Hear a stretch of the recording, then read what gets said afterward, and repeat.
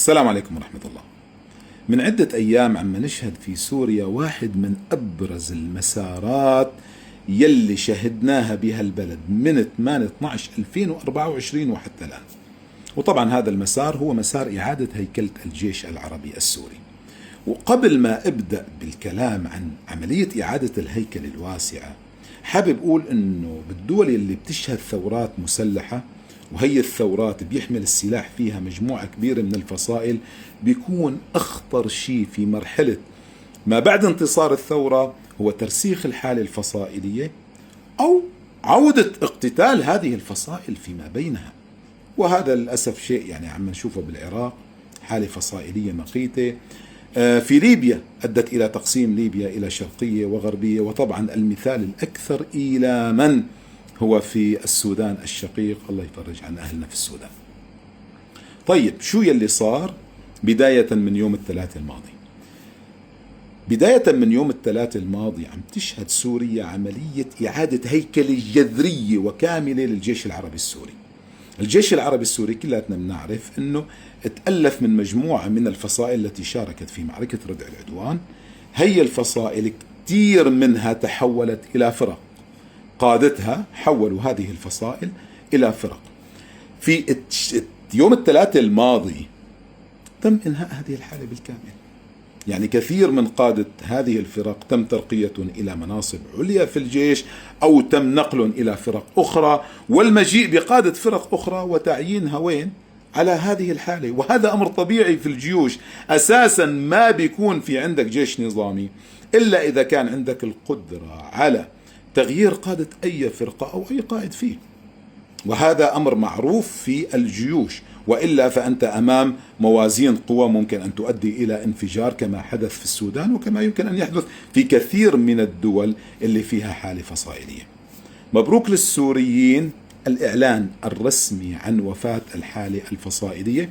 حقيقة هذا إنجاز كتير كبير. يلي بيراجع يعني مسيرة الدول في المراحل الانتقالية، وخاصة اللي بيكون فيها تعدد فصائلي، بيدرك انه الشيء اللي صار خلال اقل من سنتين من التحرير هو اكبر من انجاز.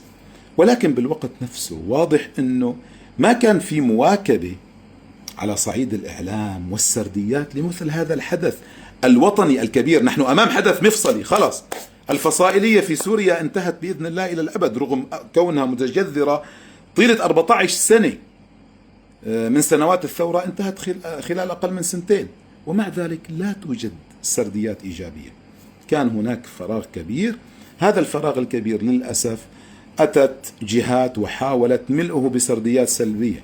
شيء بيقولوا لك يعني هي حالة ضد الجيش الوطني، شيء بيقولوا لك بالاتفاق مع قسد، شيء بيقولوا لك سرديات كلها غير صحيحة. يعني مبارك للسوريين هذا الحدث الكبير.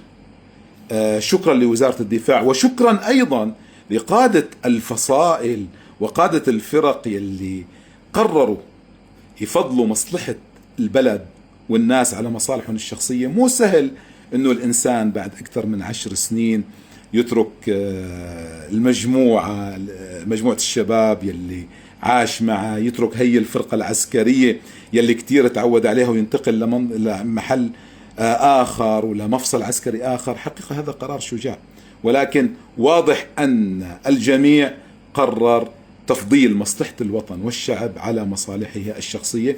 شكرا للمؤسسة العسكرية، شكرا لقادة الفرق يلتزموا بقرارات المؤسسة العسكرية وفضلوا مصلحة الشعب على مصالحهم. حقيقة موقف بطولي، ولكن عتب كبير. يعني مثل هذا الحدث للأسف يحدث دون أن يتزامن مع سردية، مع تغطية جيدة. حقيقة نحن عندنا حكاية لازم نحكيها.